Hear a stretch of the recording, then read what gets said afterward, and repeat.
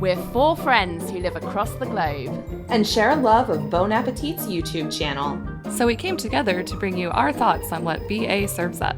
And try our hands at recreating their dishes. Welcome to Bon Appétit. Hey, it's Justine. Hi, it's LJ. And it's me, Meg. And welcome back to another episode of Bon Appétit. We're back for another recap episode to find out all about what's been going on in the Bon Appétit test kitchen over the past few weeks and what we think about it. But first, let's start things off with what people have been doing themselves in their own test kitchens. I personally have very little to contribute to this discussion because I have been so busy. I've been on 2 work trips since we last recorded a recap episode, and I have had no time for making anything, Bon Appétit or otherwise. But I have eaten some very nice food in Germany where I was, so that was fun. But how about you guys? What you guys been making up? Well, I've been making some things, some very delicious things, actually. I think I mentioned previously on the podcast, the BA website, it's really hard to search for vegan recipes because they don't add vegan or vegetarian tags to each recipe that is so you literally cannot find them. Yeah, what a bummer. Yeah, what I'm doing is going through like 35,000 recipes now and sorting them out myself to my own personal Pinterest boards. Oh my gosh. But it's actually... They should be paying you for that. I love organizing, as you know. So it's just like a super fun thing for me to do like while I'm watching TV. So I think what you should do is do that, and then when you're done or done as much as you want to, send the link to Rappo and be like, look, I've even done the work for you. Just pass this over to an intern to get tagging, and all vegans everywhere will thank you. You really do need to email Rappo. He even said in the latest Foodcast that if you're searching for something on Bon Appétit, you should search through Google instead of through Bon Appétit because you won't find it if you use Bon Appétit's search engine. Yeah, I can't believe he actually acknowledged how terrible the BA website is. Yeah, I mean... I wouldn't say it's like the official because I know a lot of people sort of judge vegan and vegetarian labels to themselves. Like, I'm not putting anything made with Parmesan in a vegetarian Pinterest board because I don't consider it vegetarian, whereas some people maybe would. Yeah. That's just one example. So, I mean, if you want to check it out, check out my Pinterest board. I'm having a lot of fun with it. And it's actually helping me find inspiration in the recipes because when I look at the BA website, I'm just like oversaturated, overflooded, you know, with what is what. But now when I look at these Pinterest boards, I'm like, oh, I can make this. Or even just looking at the vegetarian board, I was like, oh, I can make these adjustments here. So it's worked out well for me. I've actually made 2 things. And the first thing is a vegan recipe because it was a sponsorship that they had with Field Roast. Oh. It's the vegan weeknight sausage and pepper spaghetti, which was really good. I've actually like never made my own sort of, you know, spaghetti sauce before, and this is pretty much kind of like what it was. I felt really fancy. That sounds delicious. And the other thing that I made, which I feel like we've been talking about all of us kind of making, is the scallion oil noodles. I'm so glad you took the plunge and did it because I haven't had a chance. And when someone does it first, you can get their kind of tips and review their opinions, so it sort of guides you in the right direction. So what did you think? It's so easy. It's so wonderful. I mean, I went to my local Asian markets. I mean, we've got 99 Ranch here. I don't know if you guys do. No, but it's a Asian grocery store, but it's more of like a chain store. Like there's a bunch of them. But I mean, like, it definitely does taste like takeout. It's like the flavors you're expecting, but like at home. So that like really blew my mind. The recipe is really simple, but I think you can build off of it. Like next time I would like to like, you know, pan sear some tofu in that same scallion oil and probably add some small broccoli pieces as well, just to like, you know, add on to it. I recommend Do it. It looks like this kind of recipe that you can build on, right? It's like a good, like, fairly neutral base that you could add any sorts of different types of proteins or veg in to make slightly different, like, remix it each time. So, yeah. Oh, I'm so pleased it worked out for you. Yeah, I really want to make this one, too. Doesn't the recipe say that you can make a bunch of the scallion oil in advance and just sort of keep it on hand? Well, the thing is, you can make the scallion oil in advance when it's really good too, because it takes, half an hour just to do that, and everything else is 5 minutes. But I used all of the scallion oil in the recipe because that's how much I made. Maybe make a double batch or something, but yeah, you can make it ahead, or you can like stockpile some scallion oil for other things too. What kind of oil do you use? I think I use grapeseed oil. So something neutral? Yeah. It's like 3/4 cup grapeseed oil, and you chop up all those scallions, which I got a whole bunch of fresh scallions from the farmer's market that day. Yeah. That was really awesome. There was just like one booth there selling also like all sorts of veg that you would need in any sort of Asian cooking. And I was like, yeah, this is just everything just worked out great. Picked and up this oranges. Scallions. Yeah. Oh my God. It's citrus season. I loved all I was the sending LJ, pictures of all the different types of oranges and citrus that they had there because of her gingerade episode. I appreciated it. Okay, enough about me. Meg, what did you make? I made a couple of BA recipes as well. I made queso not from a jar, which is Sola's recipe. And she developed it kind of for Super Bowl weekend. Yeah. So it's queso. It's great. It's dippable, melty, 2 types of cheese queso. And it has pickled jalapenos and cayenne pepper. So it was nice and spicy. I loved it. It was great the next day, too. Just heated it up and it was still nice and smooth and creamy. I would definitely make it again. And for those of you who listened to our Valentine's Day episode, you may remember that I made mochi strawberries. Yes. And to make the mochi, I needed the rice flour. So I had a lot of leftover rice flour. So I went looking for a recipe to use some more of this flour. And I found Sarah Jampel's black sesame mochi cake with black sesame caramel. Oh my This God. was so good. It sounds super decadent, but it actually wasn't that difficult to make. And like most mochi cakes, it's really springy and chewy. I just loved it. And I love black sesame in general for desserts. You see this a lot in Japanese desserts of any kind, really, like black sesame, soft serve, stuff like that. So I just thought it was wonderful. The one thing that maybe I didn't execute quite as well as I wanted to was that the caramel was a little bit looser than I wanted. I should have maybe heated it on the stove a little bit longer so it would have been a bit thicker. Because if you look in the pictures on Bon Appétit, it's just this nice, beautiful, shiny caramel in the center of the cake, whereas mine sort of overflowed the sides. But I think it looked nice too. Meg, It looked those good. pictures are the definition of food porn, honestly. When you swiped and that ooze, it was just like, oh, so good. Peak Meg, Peak Meg, Peak Yeah, Meg. everyone was chanting Peak Meg. It was brilliant. I really loved the feedback online. It was great. It made me very happy. If you haven't seen it, check out our Instagram grid because it's on there. It's beautiful. Thanks, guys. So, on the menu for today's episode, we have pastry chef attempts to make gourmet Ben & Jerry's ice cream, recreating Roy Choi's Carne Asada tacos from Taste, Andy learns how to cook Palestinian food, Brad makes dry-aged steak in It's Alive, 12 types of eggs examined and cooked, Andy makes braised short ribs with squash, trying everything on the menu at an iconic NYC restaurant featuring Claire Saffitz. Rich Brian tries to keep up with a professional chef, a back-to-back chef episode. Hawa makes Somali pancakes, Lahoh from the test kitchen. And pro chefs review TV cooking shows from Test Kitchen Talks. So let's get started with our only Gourmet Makes in this batch, which is Claire making gourmet Ben & Jerry's ice cream. Woo!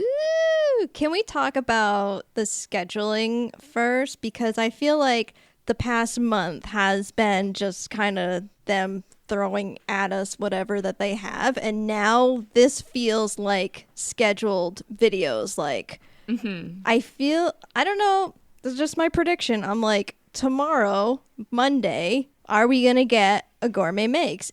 Are they doing a 2 or 3 week schedule for all of their programming now?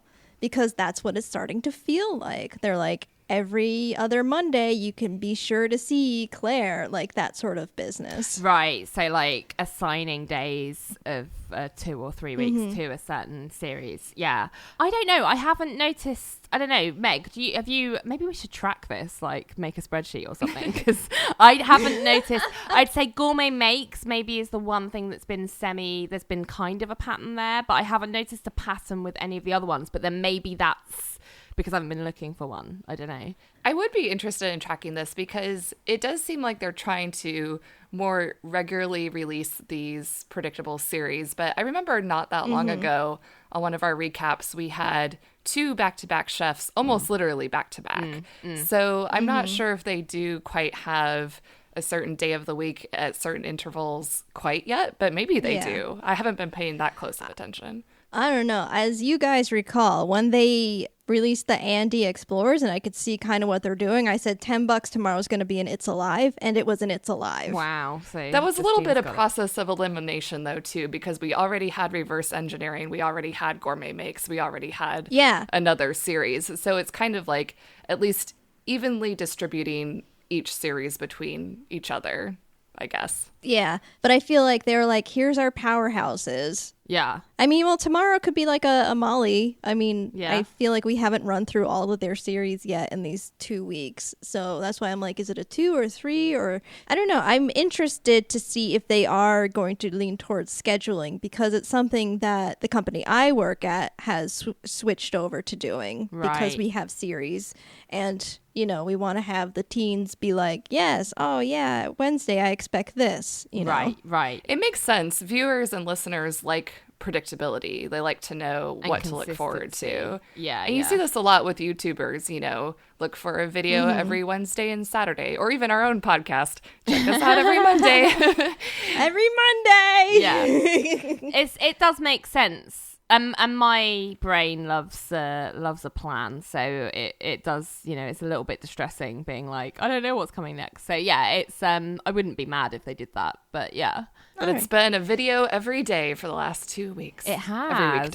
Every weekday. Yeah, we've got a whole 10 this time. So Gourmet Makes Ben & Jerry's ice cream then. How do you feel about that? Coming out of the gate strong. This was such a good Gourmet Makes, especially on the heels of Jelly Belly. Right. It elevated the original. I already like Ben & Jerry's ice cream, but the ice cream that she made looked so good. Yes. And it's definitely one of those instances where you can tell people aren't struggling for nice things to say. Everyone loved every single thing she made. Everyone had so much fun. I know. The whole test kitchen was involved. How much fun would it be to have your own ice cream flavor that Claire makes? I was just going to say that. It must have been like the best day at work. Can you imagine coming into work and someone's made you an ice cream with your face on it? Yes. Like, amazing. I was just thinking, how sad are Priya and Rick? They weren't in the test kitchen that day and they don't get ice cream. Sad times. I agree. I'm going out. I'm saying this is the best Gourmet Makes ever. That's a big statement. But I wouldn't. I don't see why not. I don't know if I can give it the best Gourmet Makes ever just because it did contain bananas. So. Oh, whatever. Yuck. But the rest of it was amazing. I think New Rochelle balls is probably still my favorite just because of the ingenuity. I did like how she made the cores for this ice cream, though. That was really clever. Can I just talk about the core scandal? The fact that the Ben & Jerry's cores are not a thing. They're just marketing hype. Like, I was absolutely shocked when she cut those in half. And it was like, yeah, it's not there. How rude. So you would join Brad in his class action lawsuit against Ben & Jerry's. Yeah. I'm not into it. But yeah, Claire came up with a great way of doing cores that I think really, really worked. And Ben & Jerry's should be taking notes, quite frankly. I just love seeing Claire in her comfort zone. I mean, it still is a challenge, but she's just like, oh yeah, ice cream, that's not that hard to make. as someone who's made their own ice cream, it isn't that difficult to make one. I've made it not in a machine, which is slightly more, I would say, onerous, just because you have to do the churning yourself by hand. So remember to kind of churn it by hand every half hour or so. But if I had an ice cream machine, you know, that would also be simple to do. I think the ingenuity in this came from her developing the different flavor combinations, which I really enjoyed. There was a lot of creativity there, which was really nice, but without too much risk that it was all just going to go horribly wrong. Because, I mean, how wrong can you go with some ice cream and some chocolate and some flavor? Yeah, but I feel like it still is appealing, because for like the average person, they're gonna be like, I'm not making ice cream every night, you know, so it still has that like, oh, I want to watch and see how ice cream is made. Yeah, totally. And definitely having gourmet flavors like the pistachio, which I think is probably not super popular in America. It's kind of one of those weird flavors. I love pistachio, but I also really liked Claire's riff on the Cherry Garcia. That was probably the one I wanted to try the most, just the so many different kinds and varieties of cherry. So she really brought it to a different level. I didn't know that is how you make chocolate chips in ice cream. The streaming the melted chocolate into like the ice cold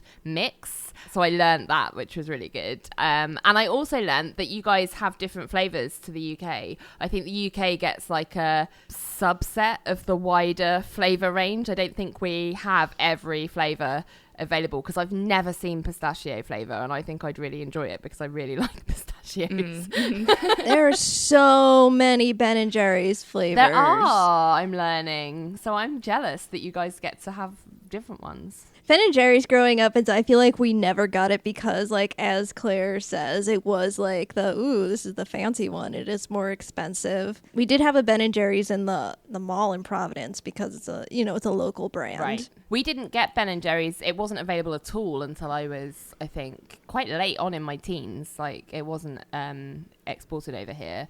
But now it's quite widely available. You get it in quite a lot of movie theaters over here, like a little stand where you can get your little tubs and whatever. But yeah. And I think they've got 8 to 10 non-dairy flavors now. Yeah, which is really good. Yeah, I've got Cherry Garcia in my freezer right now.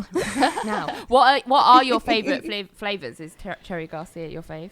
I used to eat a lot of fish food in college. That was the chocolate with the marshmallow swirl with the little chocolate fish. I think it was the fish-shaped chocolate that really appealed to me. But I don't know. I guess my taste buds have changed since then because, as you know, I'm not super into chocolate anymore. So I don't think I'd gravitate toward that one anymore. I do like, because I know that Claire was kind of down on the maximalist ones, as she called them, but I think they were, they definitely were some of my faves. Like, I do really love like cookie dough and fish food and stuff like that. I love stuff.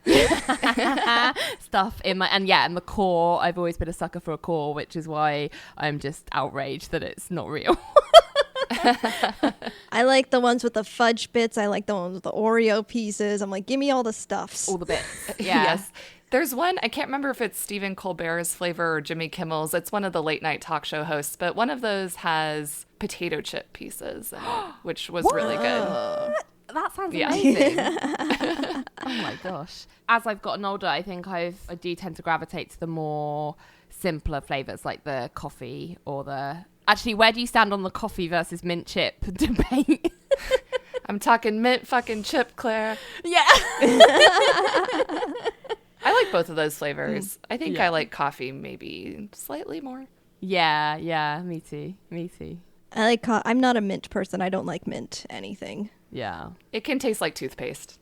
So next we have another Chris Morocco recreating Roy Choi's Carne Asada tacos from Taste. So it's another reverse engineering video.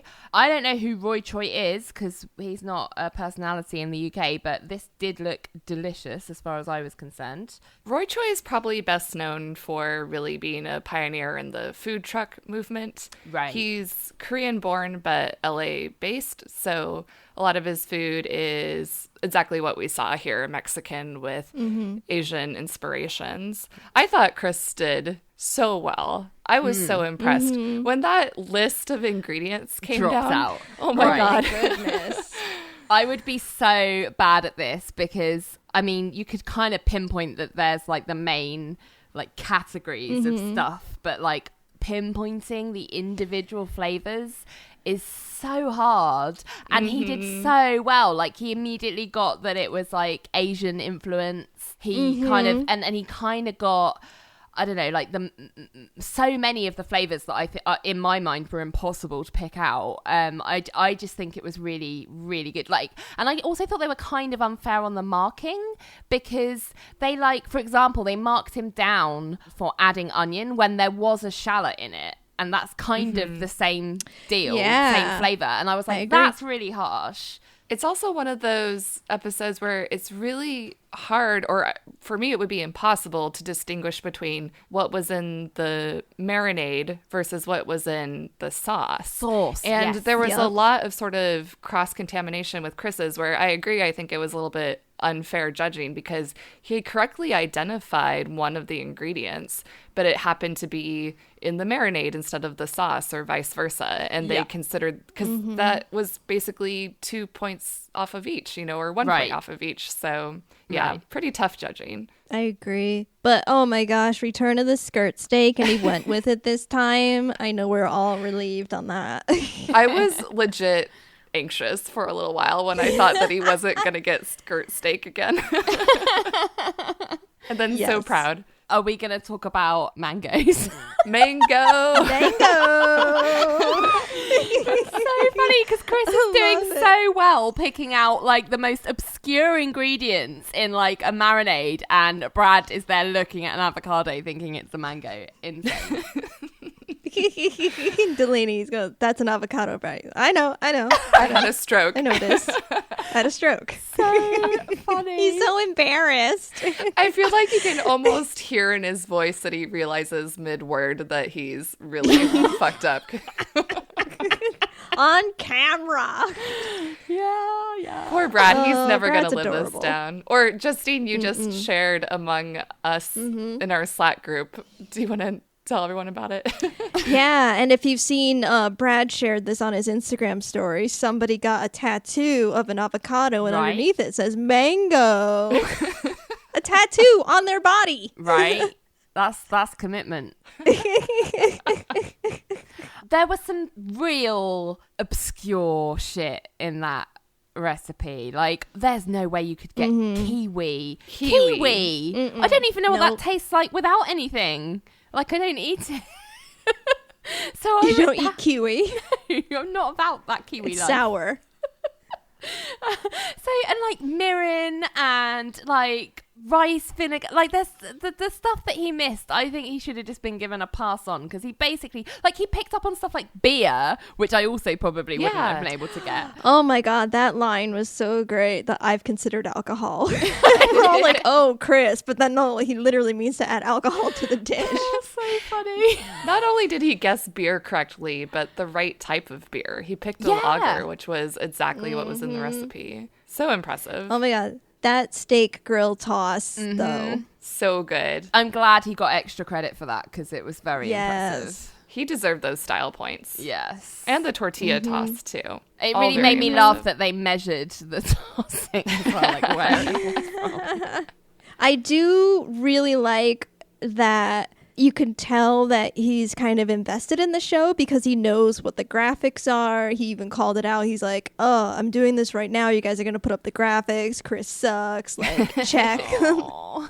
And then, like, he said, like, oh, yeah, somebody told me to taste my own food with, like, the blindfold on, like, as if he's, like, reading the comments, too. And so, like, he's really, like, invested in the show. Good. I'm glad in his own show. I'm going to put a pin in that for a later video. Yeah, true. I love it. If it's not skirt steak, cancel the fucking show right now.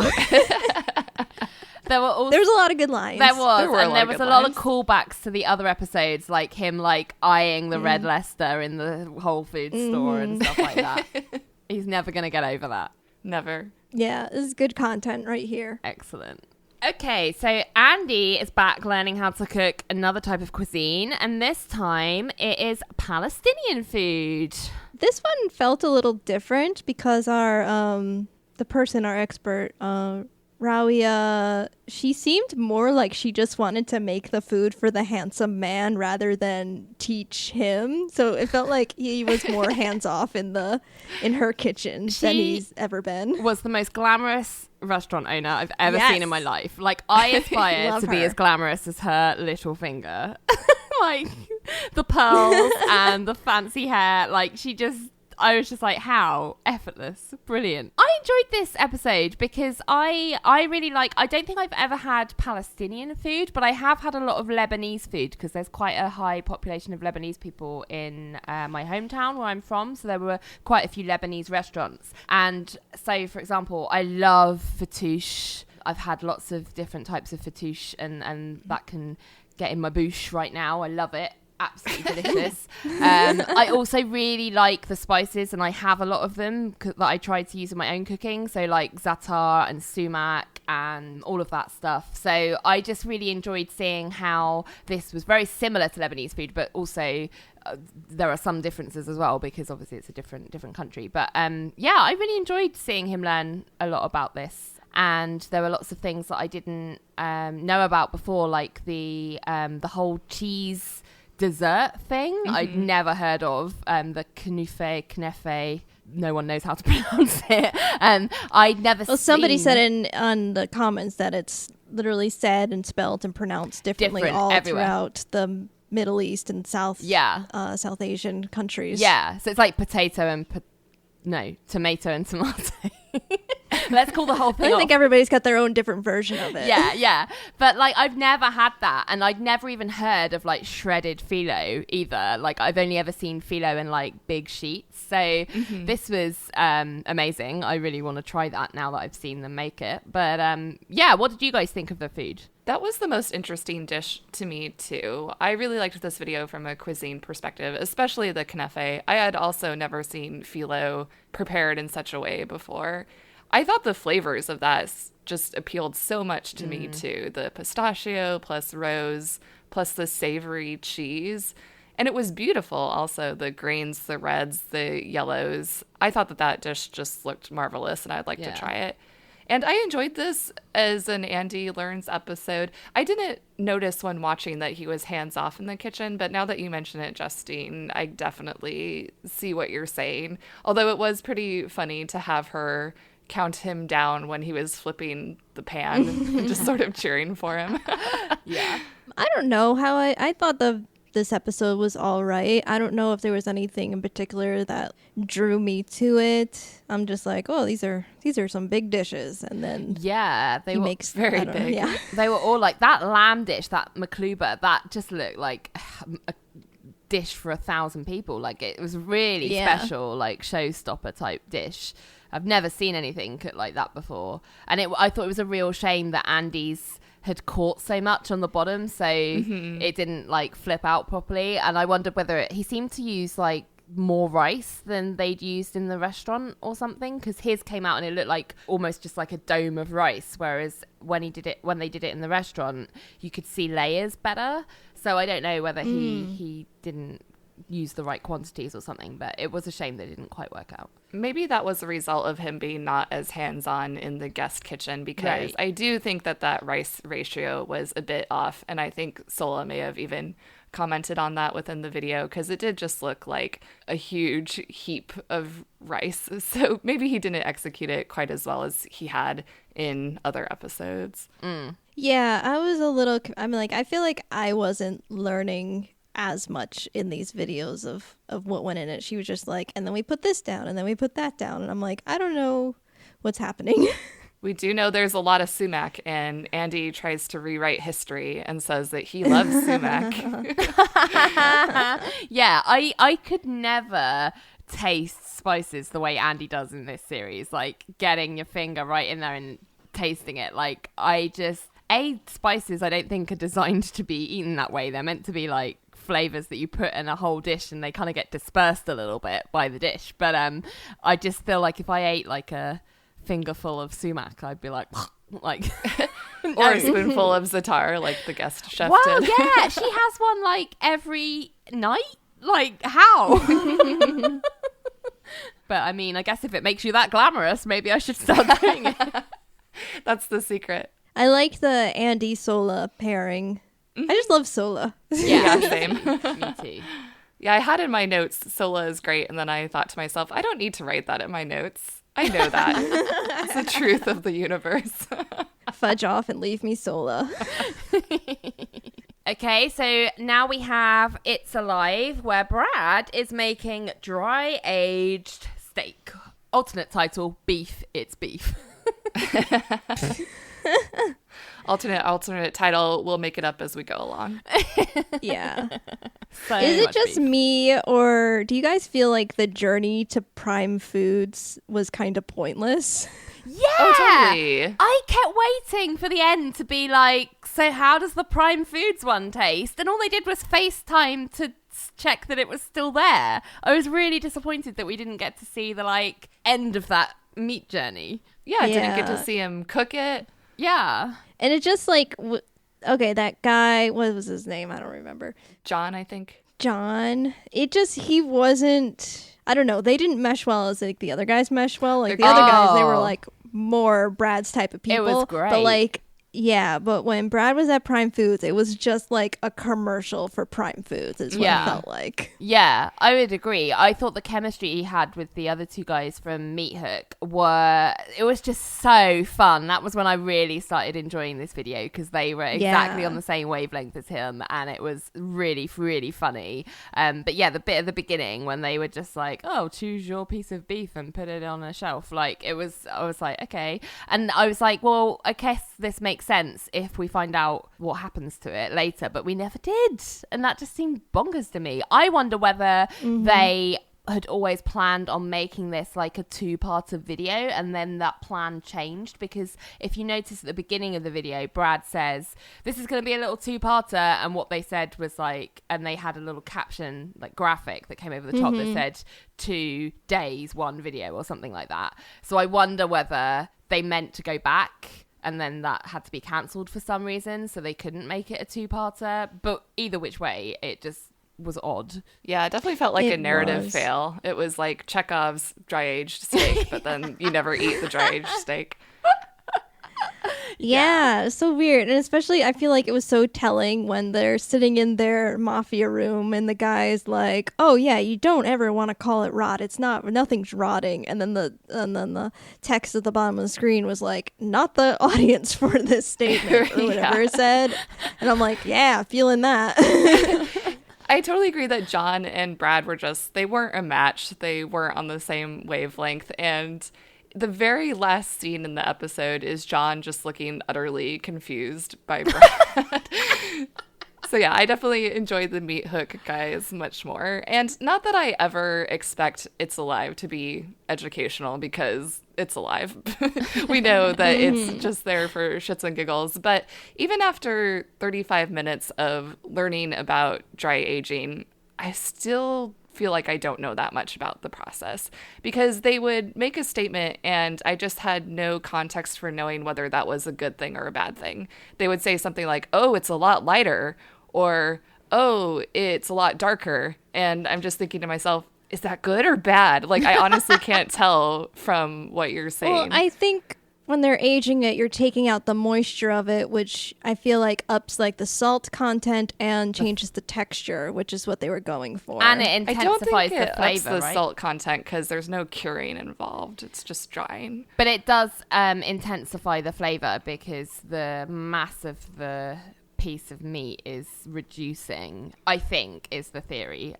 But as you say, they don't. Sure. I guess just more specifically when they were actually weighing the original cuts of meat versus after they had been drying for a while, they seemed surprised by some of the weight loss. And I was like, is that because it was too much or too little?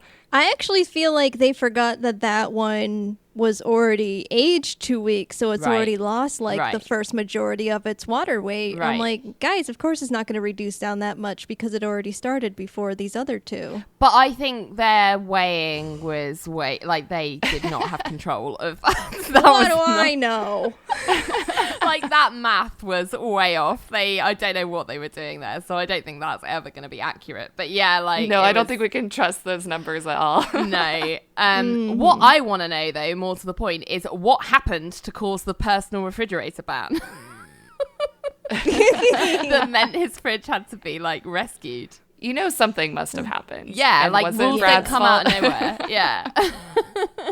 I like Brad's steroid story, so it explains why he's even like more on speed, because everything he said talks about like it's like he's on speed. More so. I also really enjoyed in this episode that when they get round to kind of tasting the meat that Brad's been kind of aging in his refrigerator, that Andy just appears out of nowhere. Yep. Doesn't say anything. I have that note too. He just kind of like, oh yeah, like he's been there the whole time. It's like, oh yeah, guys. He ate so much of that pork too. He just kept going back for muscled more. in, like sneaked in, like front and center, said nothing, and then was like, yeah, sure, I'll have some. Like, yeah. So funny. Exactly. Something that happens a lot, but I feel like I've never said, is that I love when Brad says meow when he's excited. Yeah. I love that that's his catchphrase in his life. Yeah. I also loved the callback to the vanilla bean situation. Always love a vanilla bean situation callback. I want the entire album. Letting the funk out. I like the Social Security scam call because I also had one of those last year. I got one of those just 2 days ago. So I funny. felt very much in Brad's shoes. I thought that was so like, funny too. Yeah. Yeah. Oh no. His mock concern. We know that Brad is a bit of a conspiracy theorist, and I wonder if he would be okay with just not having a social security number. Totally. Being totally off the grid. Okay, so next up we have a meal showing us 12 types of eggs, both examined and cooked. So this is their kind of we bought a job lot of eggs content, and we don't know what to do with it. More ostrich egg content. Yeah. I feel like somebody also left that comments on YouTube of like, here's more of like, we've got a lot of ostrich egg. We need to make more shows about it. Right. But I have to say, I do prefer these videos to the every way to cook kind of versions because I really learn a lot of things. For example, I did not know that chickens were originally bred or like originally evolved to lay only 10 to 15 eggs a year. I was like, what the fuck have we done to nature? Seriously. Right? Now it's insane. almost an egg a day. It's crazy. Oh gosh. But I really enjoyed this video. I liked seeing, like, I haven't had quite a few of those eggs that he was examining and cooking. So I was curious to know, I wasn't expecting there'd be such variation in flavour, but I guess it does make sense. And what they would look like when they came out, I had no idea. So it was really interesting. I really liked this video too. It was obviously a lot like the 12 types of rice video, which I also found very educational and just interesting. And even though I was sort of vaguely nauseated throughout the whole video, I still really enjoyed it. Oh my God. People were leaving us Twitter comments about how grossed out they were. Really? Stop playing with the yolk meal. Yeah. Really? Just the hands in it. Ugh. Oh. Yeah. That didn't gross me out at all. I'll tell you what did gross me out. Fucking snail eggs. What the fuck? No, thank you. They are cancelled. I don't know why that grosses you out. Because, ew, snails. I can't eat snails, one. And two, like mollusks in general. I'm not a fan. I just can't. I'd rather pretend they don't exist, let alone lay eggs. Okay, learning more about you. I was really glad that this video came after we recorded our Valentine's Day episode because they said that the snail eggs were considered an aphrodisiac. And I was like, well, I'm glad that wasn't on the table for us. No. Not on my watch. I do, however, love roe. So the caviar and all the other stuff that he was showing, and the little red roe was beautiful. I've never had lobster roe, but I absolutely want to. No, it looks amazing. I didn't even know that's what that was. No, I me didn't neither. either. But it was very interesting because I didn't know what the best way to even cook it would be. But the fact that his preparation that he ended up with was this kind of like butter infusion, I was like, oh my God, this is blowing my mind. I must have this immediately. After seeing this, I was wondering if maybe that was the disgusting looking green stuff that Chris left in his lobster thermidor. Maybe. Because we all kind of complained that the lobster shells he didn't really clean out very well. And now I'm wondering, maybe that green stuff was just the lobster roe the whole time. Oh, I know. It's hard to tell because I'm like, there's lobster roe and there's lobster poop. Yeah. Yes, that is true. I thought that looked more like poop than roe. But I'm not an expert. Oh my god, giant deviled eggs are hilarious. Nope, I'm not into it. Hilarious. Look at his hands. I pick them up. That's so funny. I mean, it looks gross, but it's funny. I love deviled eggs, don't get me wrong, but giant deviled eggs sounded so better. big. It sounded better than it looked. Yeah, if I never see another ostrich egg, it'll be too soon. I really want to know how they did the Foley on cracking that ostrich egg with a hammer. 'Cause as that sound was coming out, I was like, how did they do this? This is so stupid. But the mess it made when it like gushed out, that was insane. Too much. All over the gross. table. So messy. Big yolk energy. Such big energy. Oh yeah, that line too. Oh my god, there's like a t-shirt in like every episode now. Like this one is big yolk energy. For sure. I just have in my notes, stop playing with your food. I have in my notes, please, for the love of God, Emil, please stop playing with the yolks. I'd probably do that, to be honest, because it's like it's something kind of science experimenty, like, you know, like. I mean, you have to, but then like it comes to a point where you're just like, just stop. It's too much now. No, thank you. Egg. I said egg instead of Meg. Meg, you do realise that when you do a cured like emu egg, you're gonna have to manhandle the yolk. Oh, I know. I have duck eggs in my fridge as we speak because they didn't have emu eggs at the farmer's market. I'm going to look again. I want to find that emu egg. Okay. So I haven't had it, but there's the Momofuku restaurants by David Chang. And at those restaurants, he serves whole fried chicken with golden ostera. How do you pronounce it? The caviar, the sturgeon caviar. Yeah. He serves this fried chicken with this golden caviar for, can you guys guess how much it might cost? Oh, God. $5,000. You've gone too high. $1,800. Which one? $1,800. Okay. You were closest without going over. Right. Yeah. Yeah. Price is Right rules. So I don't know. Worth it? Probably not. No, I do not think so. Have you ever eaten caviar? Yeah, I have, but to be honest, don't think that the cheaper kind of roe, like cod roe or whatever that you get, is that much different. Like, maybe I'm just got a really uncultured palate, but like, yes, caviar is nice, but you can get cheaper like fish roe that is just as delicious, in my opinion. Like, yes, it's like slightly We're like, nicer is it and creamier. delicious or is it just expensive? Yeah, Right. yeah, exactly. I'm like, you can get a similar thing for way less money, and like the scarcity of it isn't something that I'm willing to pay for. So, yeah. Yeah. Caviar, overrated, Pod Appétit opinions. Boom. You can tell Justine's been using like sound effects and graphics in her day job. She's like inserting all over the Aw, place. do you watch my videos? Yeah. Okay, so Andy is making braised short ribs with squash, which I think is one of only 2 videos we have in this batch that's like not a series. So, yeah. Correct. From the test kitchen. Mm-hmm. Andy for short ribs forever. He is a fan because he just keeps making them. Is it me or, okay, I watched this video twice, and then like the first time I watched it, I was like, is the editing weird on this one? And then the second time I watched it, I was like, is he talking really fast in this? There's something about this video where I kind of got lost onto what's happening. I also felt like maybe the editing was a little weird. You mentioned in our Slack channel that you thought maybe it was the same editor as the Chris Makes Kill Pesto video. And I wondered that as well, but I feel like it was the same editor, but maybe they overcorrected too much because in the Chris video, there was a lot of dead air.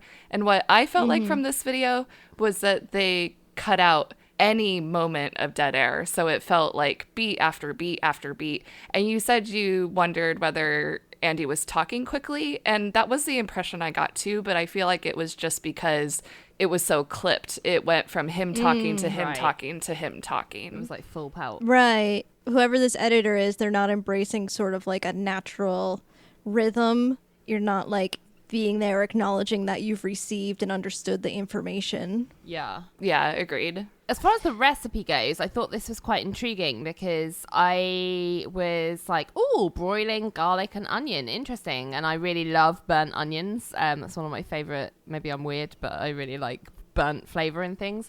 But then I was really surprised when I saw that it was going to go into a liquid and be pureed, because I was like, oh, okay, I wasn't expecting that, but fine. And then he does that kind of slow braise on the meat and the liquid, kind of in the liquid. And then he puts these wedges of squash in. And that was where I was a bit like, I have done a BA recipe. There was a BA recipe in the Feel Good Food Plan that involved squash wedges. And I have to say that when I cooked it, I did cook it in that way, but I don't really like the wedges of squash in something, because they're just really awkward to eat, because you've kind of got the skin which doesn't taste so good, so you're kind of having to like break it off of the skin to eat it, and like eat it in pieces. Like, it's not like you can pick it up like a watermelon and go yum yum yum. It's like hot, so you have to use your like utensils. And I was just like, surely this is just easier to eat if you cut the squash into pieces. I have to say, on the whole, I thought the recipe was something that I would like and enjoy. It just seemed a bit kind of unexpected with the kind of liquid portion of it. I thought it would go in stock and the onions and the garlic would be like whole as part of it, but sure. I had really similar thoughts too. I was really on board until the squash section, just because it was really hard for me to envision the flavors going together. Just with the really spicy meat, my first thought wasn't acorn squash. Maybe it's lovely, but also to your point about it's difficult to eat, I never want to have to fuss with my food once it's on my plate. I don't want to have to cut it off of a rind or a skin or whatever. And I was also really surprised that the braising liquid had a water base and not a stock. That was a little bit surprising to me. I found my notes. I was like, yeah, I just want to teach them how to crossfade their audio. Justine has no opinions on the dish, but many opinions. I'm like, I have no idea what happened. I like watched it twice, but I'm like, I don't remember anything from this video. I can't take it in because of the editing. I'm sorry. Right. Yeah. When the video was released, I felt that it was very refreshing because it was a recipe video. Yeah. So that was nice to have in between all the series. Yeah, I do love that. We've talked about this in the last few episodes, recap episodes, I think. But as much as I do love the series, I miss just the straight recipe videos. Like, they are where I get most of my inspiration for cooking. Because although I love the series and they're fun and entertaining and like a nice thing to watch after you've been at work all day, the recipes, like the main reason I enjoy, or one of the big reasons I enjoy Bon Appétit and its content generally, is like I want to get inspired or have something to cook, and that I really get that mostly from their recipe videos. So I hope that this is not them trying to fade those out completely, because I think that would be a real misstep. Yeah, but it's like, if you think about it on their end, the series are the episodes that make them money. Right. And they sell the magazines. Like, they say their magazine subscribership has gone up 600% since the YouTube channel. Yeah. Crazy.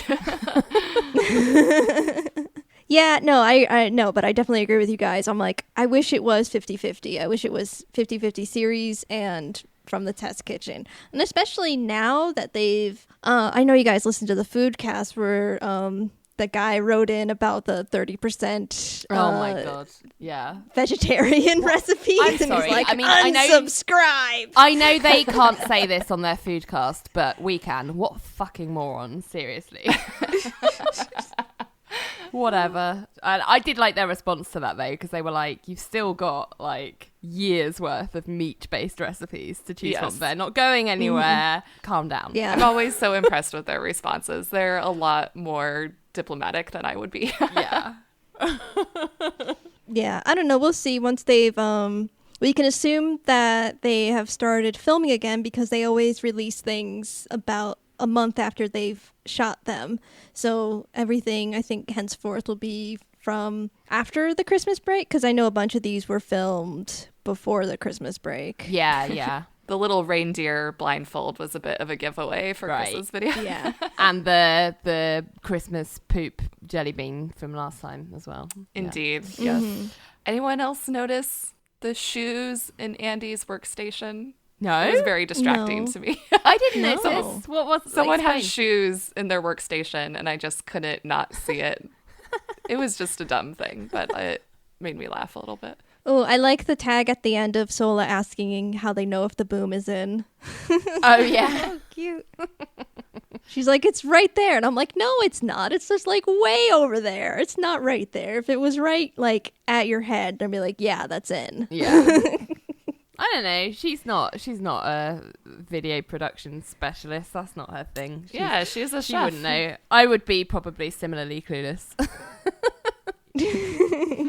Okay, so next up we've got Delany taking someone else from the test kitchen to distend their stomach uncomfortably by trying everything on the menu at an iconic NYC restaurant. This time he's taking Claire to Balthazar, which, oh my God, my New York fave. I absolutely love Balthazar, so I was very excited to see this. Yeah. That was going to be one of my first questions. I'm very excited to hear you've been. Yeah, I've been to Balthazar in New York, and I've also been to there's one in London as well. And actually, watching this video, my birthday is coming up, and I haven't been for years. And I said to Russ, Russ, can we go for brunch for my birthday to Balthazar? Because this video has given me all the feels, and I need to go again.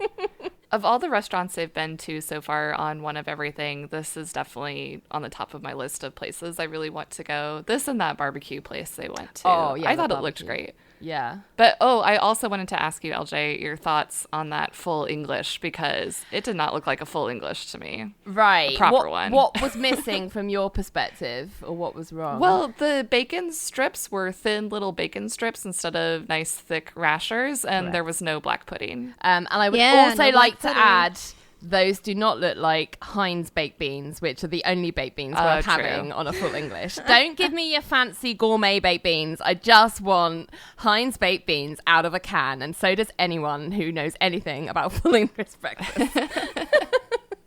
But other than that, I mean, it looked all right. Well, I thought it was odd, actually, the fact that they chose that as the Grail choice, because Balthazar, in my mind, is more kind of French stuff, and full English obviously is the French would be horrified at the thought of that winning over any of their stuff. And it's not what I think of when I think of Balthazar. I think of more of their like egg dishes or pastry dishes or things like that. So I was surprised that they chose that as their like one thing to have if you've never been before, but you know, they're allowed their opinions. I thought this was a lovely video. Of course, my note on Slack was Claire speaks French and turns everybody on. There were so many YouTube comments about how nice it was to see Claire outside of a Gourmet Makes video, and I absolutely agree with that. It's nice to see her relaxed and just enjoying eating food and not having the pressure of actually making anything. And I believe someone online said, yes, take the queen to lunch.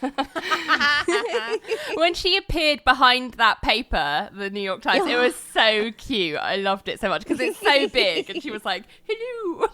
So cute. And she got to show her expertise in pastry. Right. Yeah. Right. I really enjoyed that. And I felt a kinship with her when she said, I would not get up that early for many things, but breakfast at Balthazar is like one of them. And I was like, yeah, me too. I felt really aligned with Claire on her ranking of pastries as well. She's put scones pretty low, which I honestly do as well, but she had the almond croissant way at the top. Oh, I love that. And I love a good almond croissant. Yes, the pastries looked delicious, and I loved that they paired them with a hot chocolate. I thought that was genius, and I've got that in my mind to do. Like, I'm gonna have probably if I go for my birthday, I'm probably gonna have some kind of egg dish. I'll probably, if they have the eggs Florentine in the London one, I can't remember how close the menus are, if they're exactly the same or there's some differences. But if they have the eggs Florentine, I can't think of why they wouldn't. I'm gonna have that. And then I'm definitely going to have like a second course where I get some hot chocolate and a pastry and like dip it and stuff. Yeah. Are you going to get Delany hot chocolate or Claire hot chocolate? Claire hot chocolate. I think my face would be like Claire's face. If I tried the adult hot chocolate, I'd be like, no, thank you. I'm really impressed they managed to make their way through the entire menu. I could see it was getting to be a struggle because it's huge, like over 40 items. Jeez, their stomachs must be... I mean, I'm glad they went and had a nap after because, gosh. I think one of my favorite comments about this episode from YouTube was, this series is just Delany slowly dating all of his friends. That's so true. So funny. I mean, he's so nice and charming. He's a good, gracious host. And he introduced Claire to breakfast oysters, which I think is a concept that's going to stay with her forever.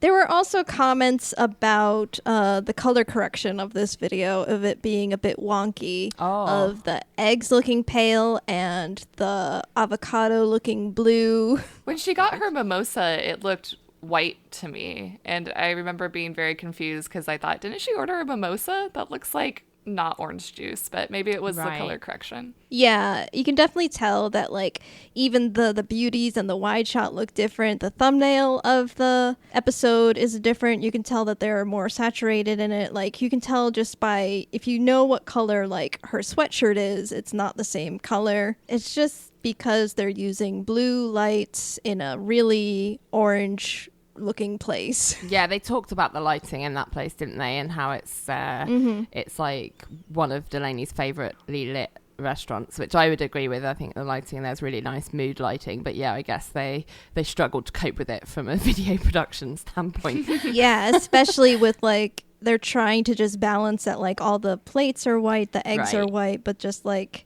what does that actually look like? They didn't want, They did their best. There were extreme circumstances, and I feel like we don't ever really get to see that because they shoot most of their stuff in-house, you know, under controlled lighting. Yeah. I think that Delany gave Claire one of the greatest gifts of all, aside from breakfast oysters, obviously, but also the ability to break into that many perfectly poached eggs in one go. Like, what a treat. Oh, yeah. So many, like, it's just such a satisfying moment where you go into a poached egg and it dribbles out and you're like, oh, thank God. Like, you know, it's so good. I'd love to be able to do that. So next we have another back-to-back chef episode with someone I've never heard of, but I'm sure Justine will enlighten us all. It's Rich Brian tries to keep up with pro chef. I guess he's a rapper, we learn in this video. Wikipedia says he's a rapper. Okay, so did Carla, so I trust her. Yeah, none of us knew who Rich Brian was. We're a bunch of olds. I wondered whether it was, before we Googled him, I was like, is his name Rich Brian, like first name, last name, or is he just a very affluent Brian? I don't know. But yeah, this is the series that continues to make me feel like I'm about 100 because I just never know who anyone is and I feel bad. Hard, same. I will say, of all the recent guests who I hadn't known of before Back-to-Back Chef, he's probably been my favorite. Oh, yeah. I felt like he was just really laid back and attentive also, though. He asked good questions. Mm-hmm. He was always looking for confirmation to make sure he was doing the right thing. Yeah. He just seemed really genuine and pleasant, I thought. So they made chicken parm with... Chicky parm. Yeah. And I would agree with you, Meg. He was really respectful and seemed really eager to kind of do well and to like follow Carla's instructions so that we got a good dish at the end of it, which he did. It was really nice. Yeah. I also thought he had a really good brain for descriptions. So when she was trying to describe how to do something, he would be, oh, like this, and it would be like, oh my God, that's exactly what it is. So he said, like, the butterflying of the chicken to get the knife at the right angle and clarify what that angle was. He said, like, cutting a hot dog bun, and of course that is exactly what she was trying to get him to do. Very good. And then when they were talking about, I think this was Carla's actually, but when she was talking about like a seal diving into the water, that was a really good description that I really liked as well. When they were putting the chicken in the oil. Yeah. That was cute. I really picked up on his descriptions as well too. I thought he did a great job. Another one that he said was, Carla described that the pounded cutlet should look like a heart. Right. And he said, mine's looking like a stingray. And she said, that's perfect.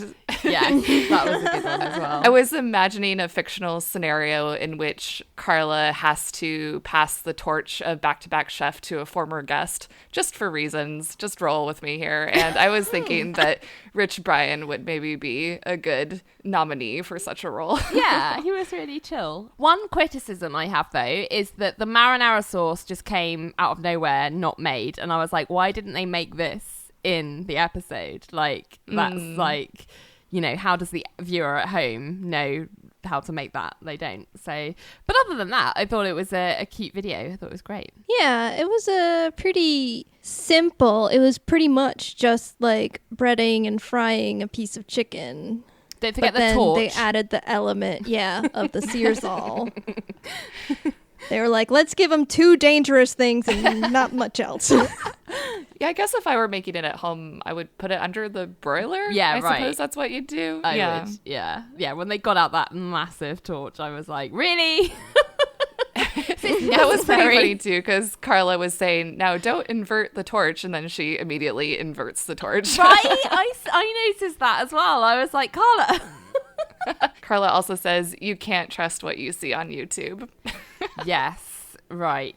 While being on YouTube. I thought it was really funny that, yet again, people don't understand or don't always underestimate what the Bon Appétit test kitchen chefs mean when they say aggressively season.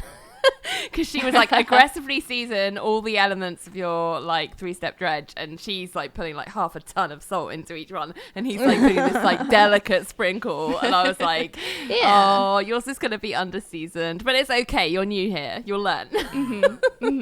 Do you see back-to-back chef staying in this format or changing at all? Or how do you see the growth of back-to-back chef? Because it's been a show that they've had in their catalog for quite a while. I feel like it's going to keep going this way, primarily because Carla's now food editor at large, which means she's mostly contributing. She's not full-time at Bon Appétit anymore. We know that she has a cookbook out. And this is kind of the route that Claire went. And we know that Claire shows up to do her specific Gourmet Makes. And I feel like Back-to-Back Chef is kind of in that same realm now. We know what to expect. We know what the format is. They can get Carla in for however long it takes to film one of these. And then wham, bam, they're done. There has been, as you said, changes from when it started to now. I see a lot of criticism online of going from A-list celebrities to, quote, people we've never heard of. Although, even though we haven't heard of Rich Brian, doesn't mean that he's not popular. He's incredibly popular. So I think maybe if we're going to see further shifts, it might just be tuning it more for the YouTube audience, kind of like how they are now. Well said, Meg. I agree. Yeah, I think it's clear, you know, they need to make this series as popular. Like, they need to make all their videos popular. That's the whole point of having a YouTube channel. But it seems to be that the way to capture that audience is to bring in people that is popular with that audience, and that would explain, you know, the shift in direction in terms of guests. And whilst it's frustrating for someone like me, I just have to accept the fact that, you know, I'm not necessarily their core demographic when it comes to these videos, which is fine. We're not the audience. No, sadly. Hey, actually, their new median age for their recent subscribers is 35. I did notice for that. the magazine. For the magazine. I was going to say, not the YouTube. God, that makes me sound about 100. We were talking about their 600% increase in magazine subscriptions. It's brought the age gap down to an average age of 35. But that's good. That's a really good result, I think, because, you know, the magazine is what this whole thing hinges on, and their, you know, print media has got issues, as we know. So I'm glad for that. Mm-hmm. I would subscribe totally if I lived in the US. Okay, so next up, Hawa is making Somali pancakes, or as they're known there, Lahoh. I was really shocked to see that a banana is not involved in this recipe. Shocked and pleasantly surprised. I was so convinced that there would be, though, because pancakes and banana go together like peas and carrots as far as other people are concerned. So I was like, of all the recipes, surely a banana's going to turn up. But it didn't. I was very happy for you, LJ. Yes. Definitely went in, was going to give you a warning, but nope. Nope. This was a really interesting video because I've never really thought about making pancakes with yeast before, like fermented pancakes. So I had a question about this, and maybe none of us here know the answer, but when does it become fermenting? Because when you're using active yeast to make bread dough, let's say, I can't say that I've heard that called fermenting. You know, I just don't really hear people say something like, oh, I'm fermenting my bread dough. But here she's using active yeast for the pancake dough and says it's fermented multiple times, which is accurate. But I'm just wondering, when does proving something become fermenting and vice versa? I don't know. People can write in and tell us. Well, it's a good question. It's like one of those questions that, like, maybe it's just semantics in terms of bakers just don't talk about fermenting stuff. I don't know. Yeah, maybe. Weird. Yeah. Food for thought, I guess. Sorry to present a rhetorical that we don't know the answer to. Let's just get Paul someone Hollywood on the internet will know. Paul Hollywood on the line. Let's just do that. Yeah. I thought that she should have prefaced it first because she was like, you make this every single day. And then she started making it. And then she was like, then we let this sit for a little bit. And then, 4 to 24 hours later, I was like, wait a minute. I was prepared in my head thinking you're making it in the morning. Yeah. But now I'm like, oh, you make it the day before for the fermenting. Yeah. So if she had like said it and in that setup of like, you're going to want to make this the day before. Right. So I think that's important when you're presenting a recipe is like when you'll be able to eat it. Yeah, that was interesting. I agree that there were a few moments in the presentation of this recipe that were just surprising to me because there had been no expectations set or incorrect expectations set, like you were saying. So even though I knew it was a combination of savory and sweet, I was shook when she just dropped that onion into the blender. Yeah. I was like, whoa. There's a whole onion and garlic going into the pancake mix. I guess that's obviously where you get the savory element, but it was still quite surprising to me. I didn't know what to expect next after that happened. Yeah, the second time I watched it, I paid even more attention to the ingredients. Well, actually, at the end, I was like, oh, I guess this is vegan then. Let me go back to the beginning and make sure. Yeah, the fact that, because to me, a pancake batter involves like milk as your main like base liquid, but she obviously used water. And I was like, this is so like odd to me coming from like my background, which is like, Western Europe. I was just like, oh, no milk? Like, what is this? How is this? It was so interesting, like the spices she was using, like even though it had lots of like familiarity to it in terms of a pancake recipe, I was like, but all of these things are just so like not what I expect to happen in a pancake. So I'm really curious. Like I can't even imagine like what it would taste like, especially when you add in like the ghee and the brown sugar at the end. I was like, this is wild. Like I can't even, it's a taste I can't even like begin to envisage. And so I, without trying it, it's quite interesting. I've got like no reference point to anchor to in my experience. So yeah, it's very interesting. Actually, I feel like instead of pancake, it's more like a dosa. Yeah, you're right, actually. It is. And also like a crepe, like she said in the preparation of it. Or like a savory one. Yeah. Like a galette almost. But then she comes in with the sugar at the end, which is like, again, that Somali thing of like savory and sweet always going together. It's definitely its own thing. Like you were saying, LJ, it's hard to have a point of reference. I would really be interested in making this, except that I don't have a good non-stick pan, which I feel like is absolutely crucial to this. I have cast iron, which is maybe not as well seasoned as it should be. Excuse me, forgive me. But it's definitely not non-stick to the point where I don't think I should even attempt to make this. I also thought it was interesting that she didn't flip them either. She only cooked them on one side, which was kind of like against everything I've been taught about pancakes. So I really like the swirl technique that she uses to get it. That's very like a crepe like if you see someone selling crepes in France, they always have that like hot plate, then they swirl it and swirl it to keep it like real thin. And like a dosa. Yeah, right. And so I think so I don't know if you guys, I can't remember, do you guys do Pancake Day in the US? Shrove Tuesday? No. Sundays? You know, like the holiday, National Pancake Day. It is a holiday in the UK. Well, it's not like you don't get the day off or anything, but it's like a holiday.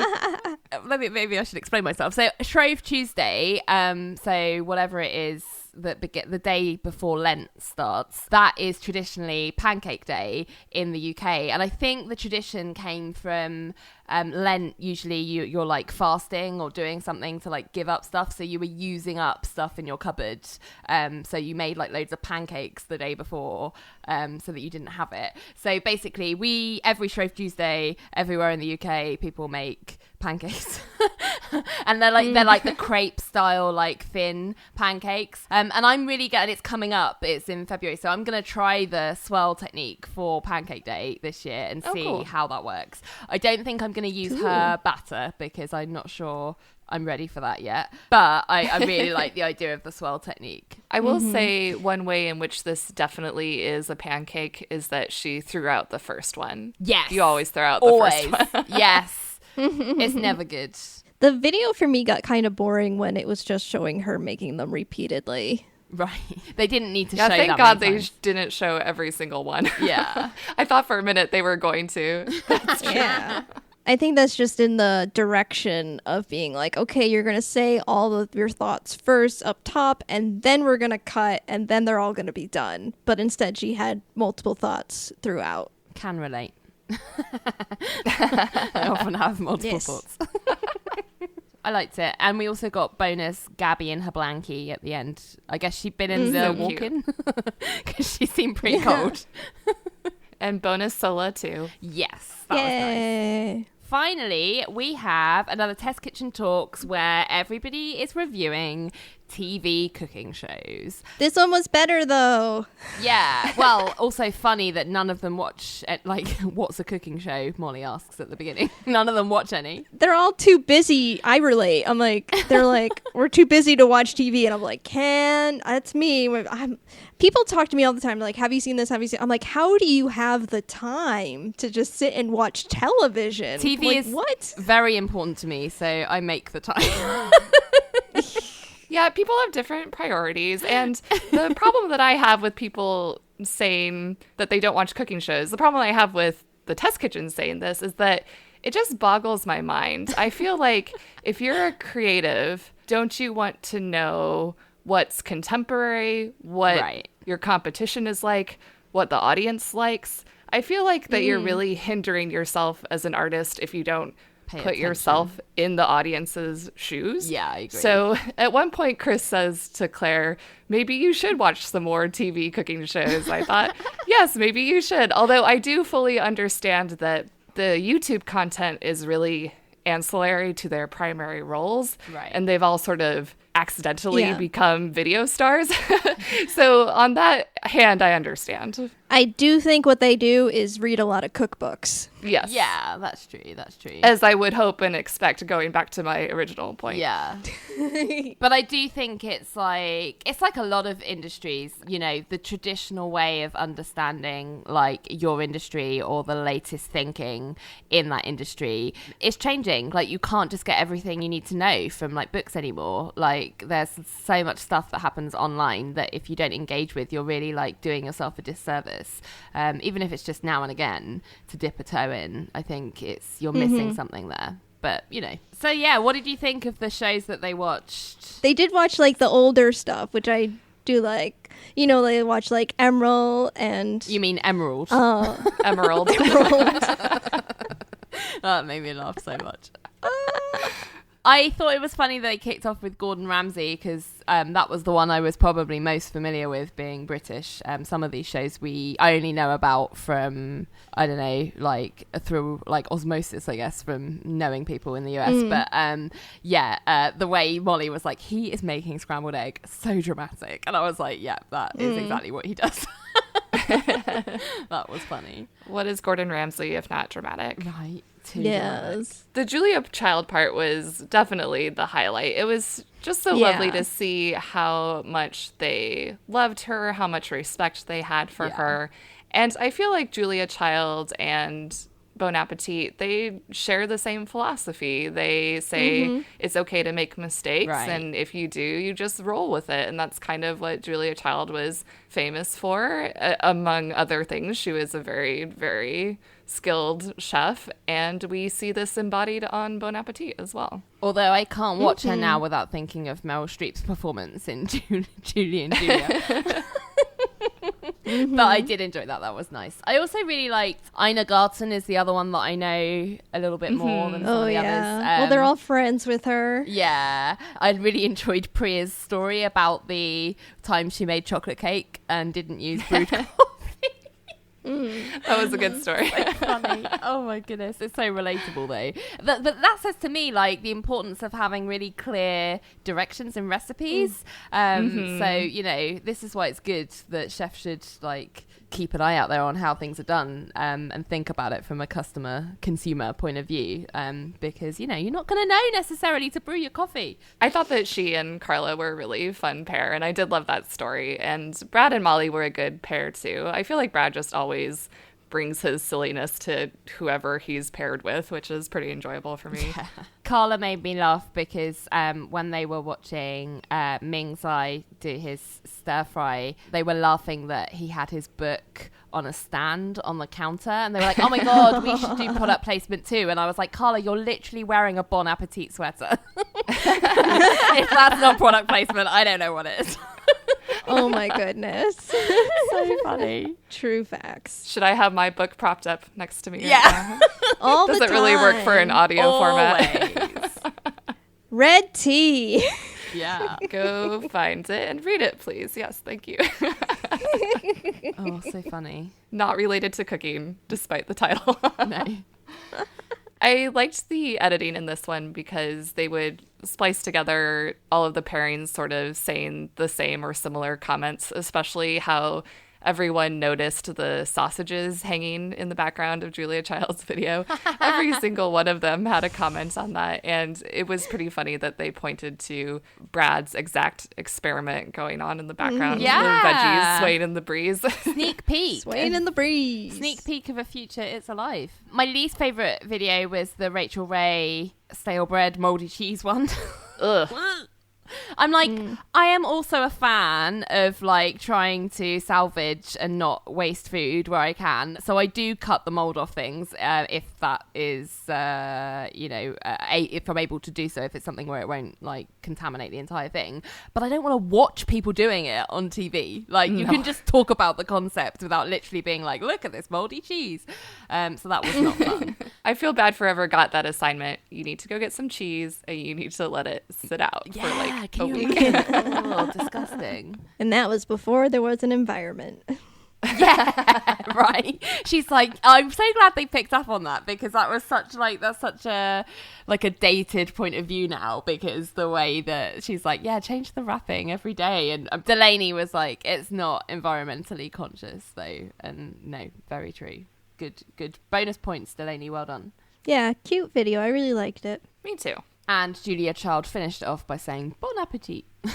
Bon Appetit. That was so nice. Yeah. Okay, so out of that batch then, you guys, it's time for us to pick our favourite video and what dish we would make if we were so inclined. So, who wants to go first? I'll go first. I think it's very clear my choices. My favorite video was Gourmet Makes Ben & Jerry's ice cream. My favorite video hasn't been a Gourmet Makes in a while.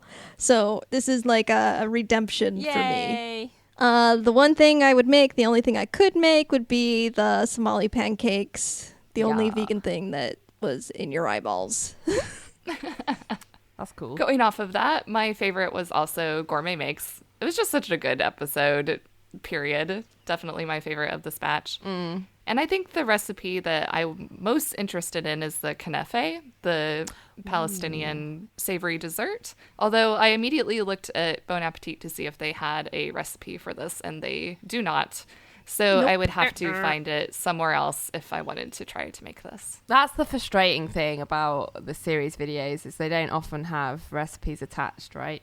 Yeah, sometimes they do have recipes from the guest chef, but they didn't seem to in this case.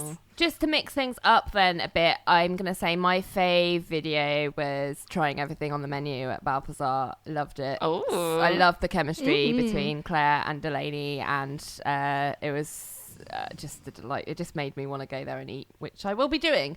And then if I'm going to make anything, I think I'd make some gourmet Ben & Jerry's ice cream, actually. I'd get me a machine first, because I can't be asked to churn it. But yeah, I just think it's not, of all of the Gourmet Makes that she's ever done, it seems quite achievable and fun as well to do. So I think that's what I would do.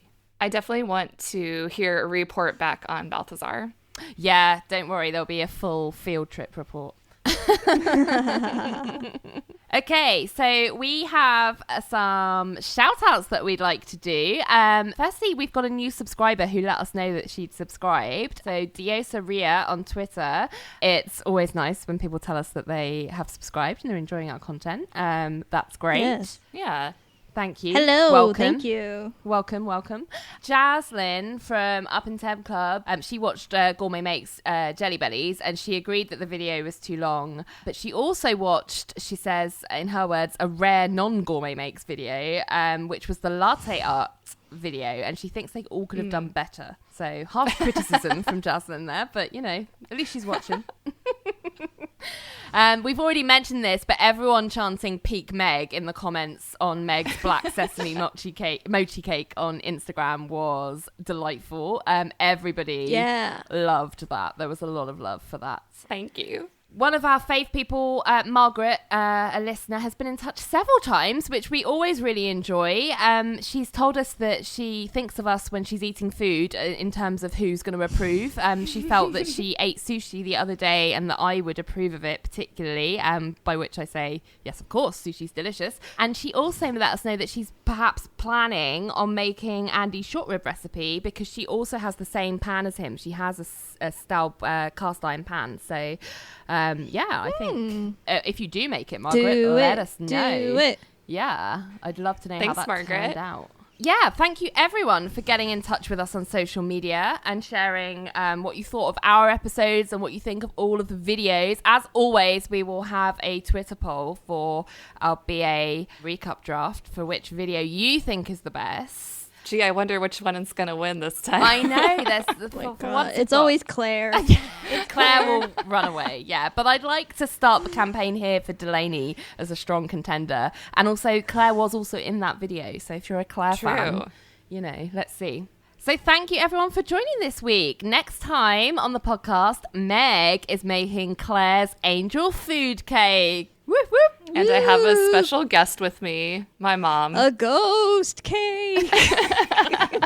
Also a ghost cake. Thanks for listening to Bon Appétit, a Bon Appétit fan cast. We'd love to hear from you, so find us on Twitter, Instagram, and Pinterest at pod_appetit. And on Facebook at Pod Appétit Podcast. You can also email us at podappetitpodcast@gmail.com and find all of our episodes on our website, podappetitpodcast.com. Until next time, the test kitchen is closed. Hi, I'm Sunny Hepburn. And I'm Brandy Fleeks. And this is Book of Lies, the podcast, where we discuss liars, cheats, and thieves, scammers, and dirty rotten scoundrels. So tune in for new episodes every Tuesday to hear about another low-down dirty liar. And learn how to spot them. So that's Book of Lies podcast. Find us on your favorite podcast player or on Twitter at Book of Lies Pod, on Instagram at Book of Lies Podcast, and on Facebook at Book of Lies Podcast. And if you want to send us an email, send us one at bookofliespodcast@gmail.com. Okay? Bye-bye.